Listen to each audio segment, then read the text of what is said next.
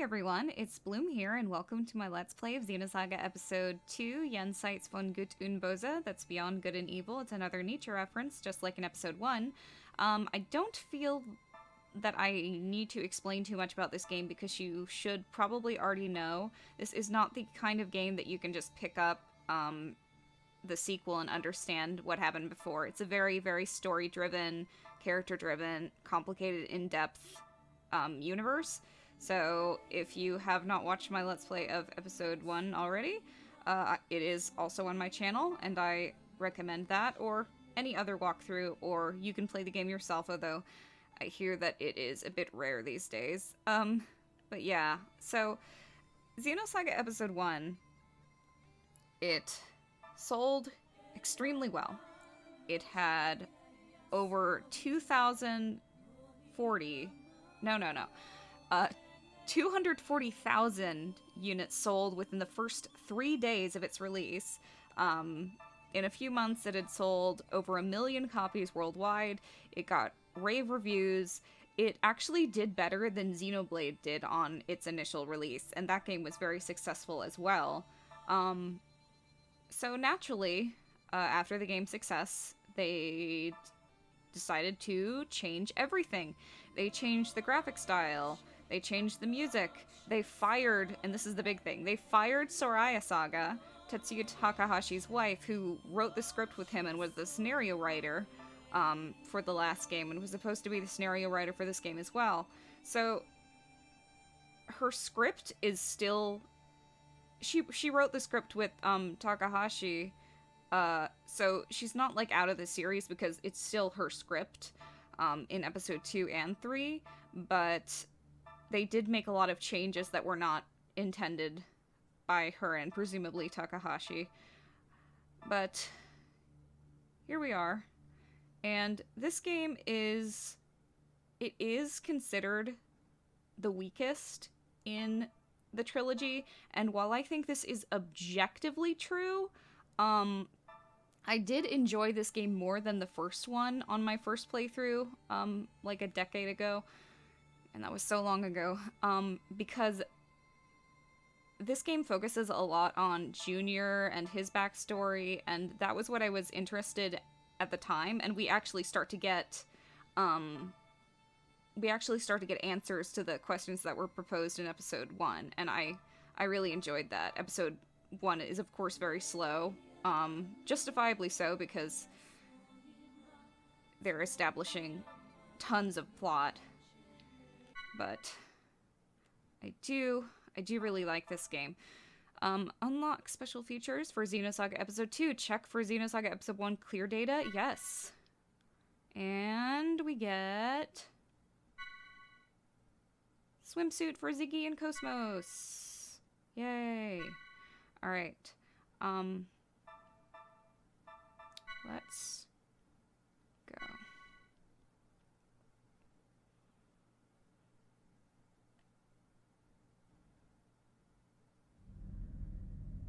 I'll explain more in a minute. I don't want to talk over the FMVs, because the soundtrack is gorgeous.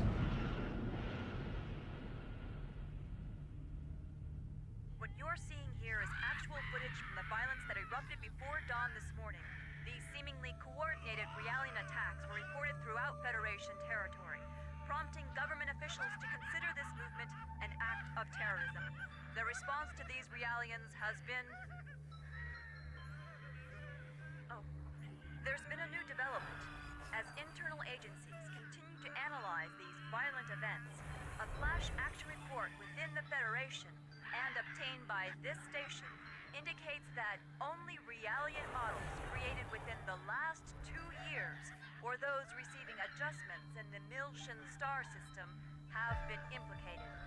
Although this is not a complete list, we have obtained a partial list of units matching these criteria. This list includes DZ-1006448, DZ-2000330, DZ-1001007. Today was just the beginning of the ensuing violence. Be These Realian outbreaks are spreading like wildfire. They'll be reading off plenty more model numbers in the media tomorrow. I can assure you. So, what does that have to do with the operation? I'd like to know why I was chosen for this mission. I'm told that the military has detained all of its Realians. I find it difficult to believe that they don't have any misgivings about us. Canaan, you're a Realian who's been especially created and configured by Vector itself. I've been given the CEO's personal guarantee that you won't be affected like the others. Besides, no ordinary pilot could possibly control your craft. That makes you very vital to the operation. I don't believe you two have been properly introduced yet. This is Chaos. He'll be joining you on board as your navigator. I appreciate the offer, but you may want to reconsider. A regular human can't ride in that thing. Right. That's why I'm here. Don't worry. All right, it's settled then. Good luck to both of you. As mentioned in the briefing, this is a top-secret mission. All IFF code transmitters will be switched off, and under no circumstances will you receive backup from this vessel. You'll have to manage your descent and return on your own. You can expect heavy resistance from both UTIC enemy craft and Federation military units deployed throughout Miltia. It's gonna be dangerous, so watch yourselves out there. Don't worry. We were so coming back. close together. Operator, requesting confirmation. We are to head to point NN441, The correct? songs of Correct. The silence, URTV force is currently deployed at the target sweetly location. Your primary plucking objective is to the retrieve harp them. of the Protecting them wind. should be your first priority.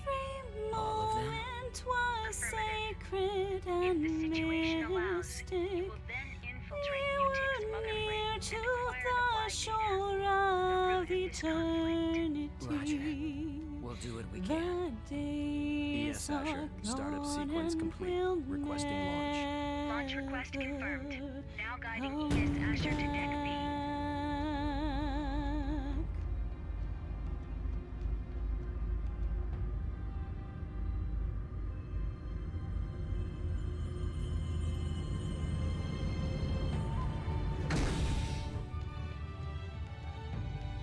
Defensive shields deployed. Ready when you are. Roger. Initiating launch procedure. Good luck.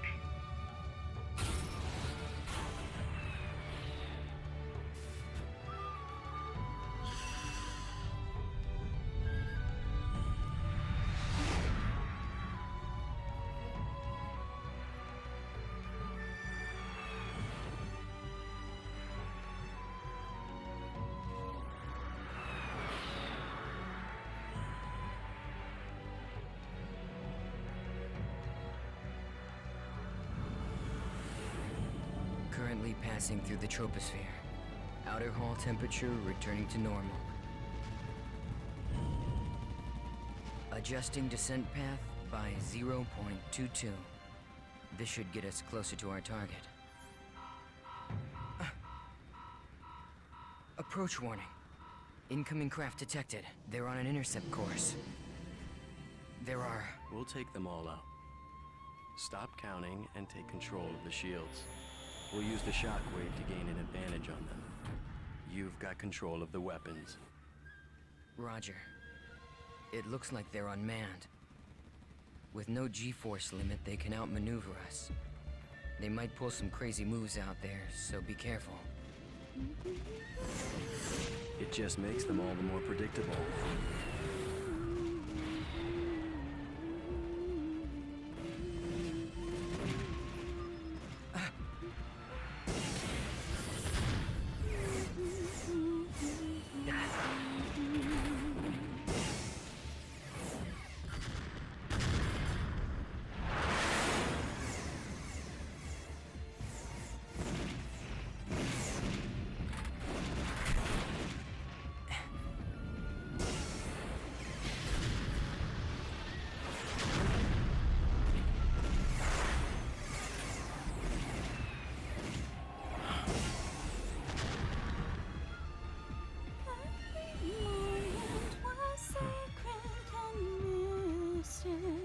There's no end to these guys. And we don't have much ABR energy left either. Let's find some place to set it down.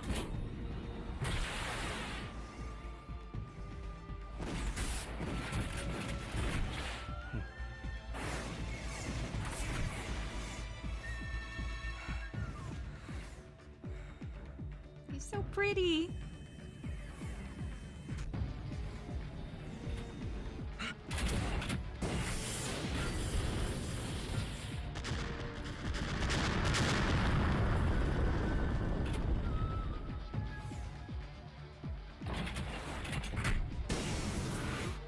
We're empty.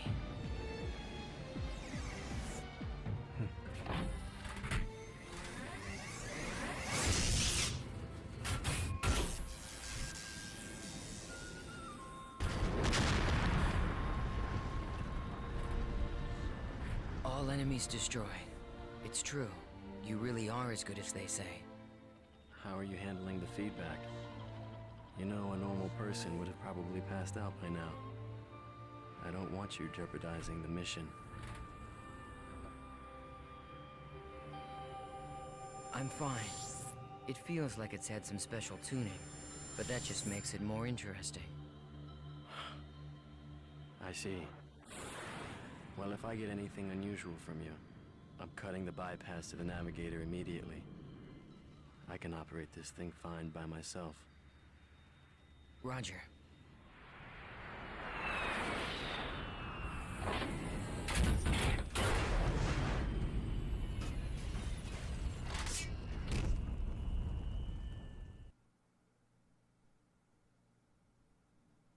Looks like we're pretty far out from our objective. Plus, I'd say the defensive network we saw on the way down takes out the idea of an airborne approach. We'll go by ground then. Fortunately, the rubble from the burned-out buildings should provide us enough cover to cross the city unnoticed. Agreed. We'd better get moving. We don't have much time. So I have no qualms about talking over Shinji Hosoe's soundtrack. Time? Does this have something to do with the URTVs? Those designer children? Yes. That's right. We need to protect them from the coming crisis. If and when it occurs. You do realize that's a different story from what I heard in my official briefing. No doubt. As the Federation government special forces, the URTVs were sent in ahead of the invasion. I'm sure you understand what they represent in the conflict against the UTIC organization. Right. I understand that they're bioweapons sent in to sever the link between the UTIC's mobile weapons fleet and their source of power, the Zohar. The higher-ups have complete confidence in the URTVs. They are the military's trump card. Unfortunately, the brass are also blind to the potential dangers of the URTVs. Fascinating. I hadn't realized the situation was so desperate. Fascinating. Okay, so basically, the soundtrack for this game, Yasunori Mitsuda did not return, which made a lot of people upset, but I think that's fine, because now we get to listen to Yuki Kajira's soundtrack, which I like even more. Problem is, she didn't do the entire soundtrack. She did the if you ever hear music in an FMV, and there is a lot of them, that's her music, and it is absolutely gorgeous. She's known for doing a lot of anime soundtracks. She did the soundtrack for Madoka Magica, she did the Dot Hack anime, and all of those have gorgeous soundtracks as well, and I think she was a perfect fit for Xenosaga. Some of my favorite music in any video game is done by her, but she didn't do all of it. The gameplay soundtrack that you're hearing right now is done by Shinji Hosoe, who did a bunch of other video game soundtracks, and he's known for doing very, very, very video gamey soundtracks, like it sounds here. And while it is not bad by any means, it doesn't really mesh well with the style that she was going for. Yuki Kajira has this thing where she uses motifs a lot. She uses lots of chanting in she has her own made-up language that she uses for that. That's like sometimes derived from a bunch of different languages, sometimes French, sometimes German, but it's her own kind of thing, and she has a very unique style, and the music here is very video gamey. I could see this working in pretty much any other video game. So when people say, oh, I think the music in Xenosaga Episode II is not as good, they're usually talking about the gameplay soundtrack and completely forgetting about the gorgeous soundtrack from the FMVs. But luckily, in Episode 3, Yuki Kojiro does the entire soundtrack, so it's amazing. What is this thing? It's a save point. If you touch it and press circle, you can record your current progress and restore your health.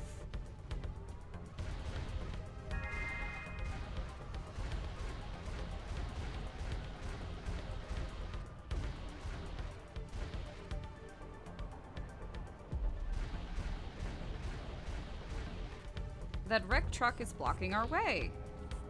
You'll automatically lock onto anything destructible when you get close to it. Press square to destroy it. How you destroy things is up to you. No, it isn't. It's up to how big it is.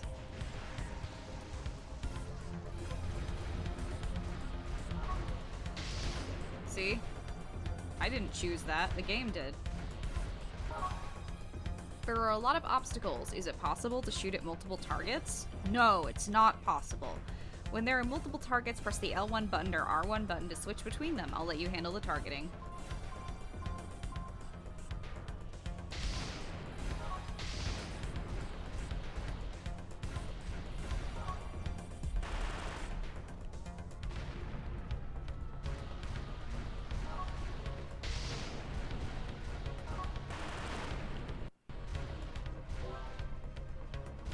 Power shield. Just so you know, there are no shops in this game. So any item you get, you cannot get another one.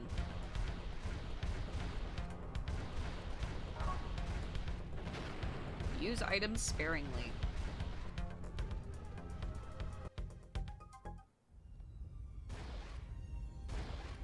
So tell me, what exactly are we expecting to happen here? Well, the problem is that the URTVs aren't merely machines. They're real people, with their consciousness intact. The system that currently controls the Zohar was actually designed to be used for the UMN transport system. However... Yes. Well, they experimented with the transport of living beings numerous times, but every attempt ended in failure. According to the records, 99.76% of them were killed instantly. However, it seems that on very rare occasions, there were survivors. They didn't exist as people anymore, though. They were just things, never able to recover their consciousness, the very element that made them human. Mental breakdown. Lieutenant General Helmer concluded that if contact with the system led to the destruction of the human mind, then even the URTVs, created as the system's antithesis, might be affected. Therefore, if the URTVs were to suffer a mental breakdown, then likely the Zohar, a source of infinite energy, would spiral out of control. That would be devastating. And yet, the General Staff decision wasn't overturned. I suppose that's where we come in.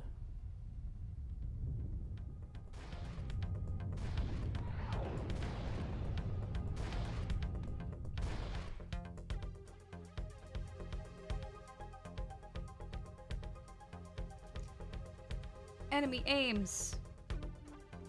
Come in contact with an enemy to initiate combat. Let's go. Remember in my Let's Play of Episode 1, I was constantly talking about how the mechs get cooler in Episode 2, and that the mechs in 1 kind of suck? Well, this is what I meant.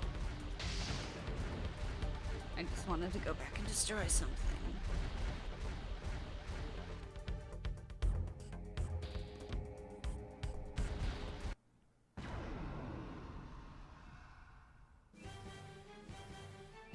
Alright, I'll explain the controls during battle. I'm not going to repeat myself, so pay attention. Movement order. The fastest craft will move first. The order is displayed using icons on the bottom right corner of the screen. There are 3 enemy icons: M mechanical, B biological, G gnosis. Basic attack. Press square or triangle to attack immediately. The icon on the bottom left of the screen displays the attack information. If you're unable to use an attack, the selection will be grayed out. Cursor. Select the target with the directional buttons. The enemy can have its front or back to you. If you attack an enemy in the back, your aim will be 100% and the critical rate will increase by 50%. Of course, when the enemy is facing away, it is to your advantage, but the opposite is true if you are facing away from the enemy. Understand how it works so far? Then take care of the enemies in front of us. A lot of people have problems with the gameplays in Episode 2. I'm gonna be honest, make a bold statement here and say that if you hate the gameplay and think it's awful, you probably just don't understand it. Which is understandable because it is extremely strategic. It is not as complicated as a lot of people think it is. The ES battles, I honestly think they're pretty similar to Xenogears. There's a lot less depth to them than the regular character battles, but I'll explain that in a minute. You got your triangle attack, which is higher accuracy, lower attack generally. Boost. Cutting in the movement order is called boosting. Press the R1 button to display characters who are able to boost. Pressing the R1 button and the corresponding square, triangle, or circle will allow you to boost. Try boosting now. What? That wasn't a boost. That was stock. You just stocked. Command menu. You can press X to open the command menu. I'll bring it up now. Stock. This will charge the craft's energy by 100. You could check the current charge value by looking at the EC meter. Basic attacks will charge the EC meter by 25. The specialist will open the special attacks menu. Special attacks require EC energy. Changing the co-pilot will change the available special attacks. That comes in later. I don't think you get ESs until Disc 2, but then there's a lot of ESs. I'll charge EC to 200. Shotbuster, Ice Storm. The values 100 and 200 next to the special attacks indicate the amount of energy needed to execute them. Event slot. Oh, I didn't read that. The event slot have the following effects. Increases chance of a critical hit by 50%, increases rate at which the boost gauge rises, increases skill points earned from enemies. No tech points or ether points or anything like that in this game. It's all done by skill points. There are 3 random event slots and 1 non-event. Increase ether damage and healing by 50%. Target lost its turn if damaged by an attack. Target's boost gauge increased if attacked. Only enemies in character battles give skill points, so don't worry about the skill in this battle. That kind of sucks. That's about it for now. The rest you'll have to figure out for yourself. For ES battles, yeah.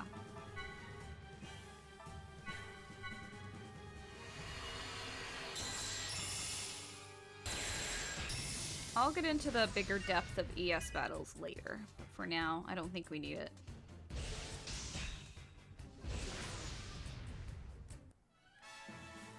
And by later, I mean Disc 2, because that's when you use them again. This opening part is very short. After a battle is over, enemies will be unable to detect us for a little while. Well, I mean, not now, because you just talked over it. So during that time, we won't get into another battle, even if we come in contact with an enemy. You know, like every video game ever. Except Pokemon, for some reason.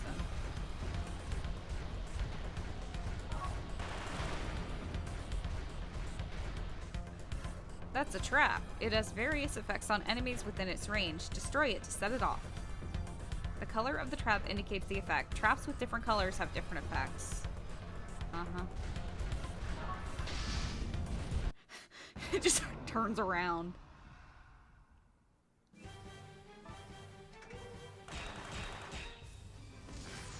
Okay, so that effect was stock boost. So now we can do that.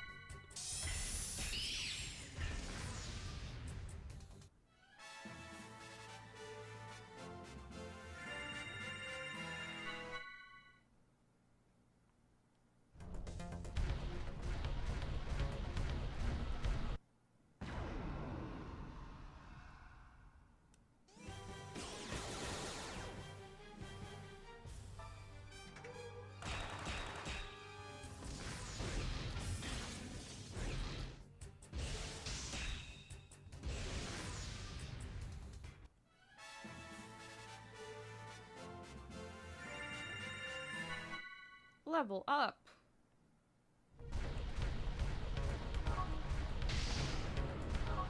Sometimes, and I have this problem in episode 1 as well. You have to get really close to an item sometimes to destroy it.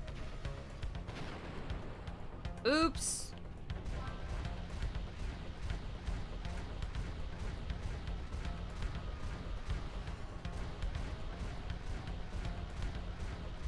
Why did they show me that?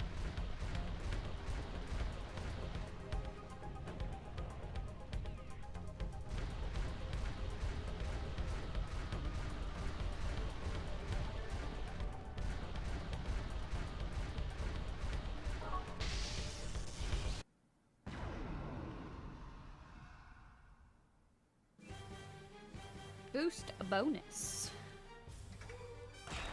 Just like in episode 1, if your character portrait is in the turn window, you cannot boost.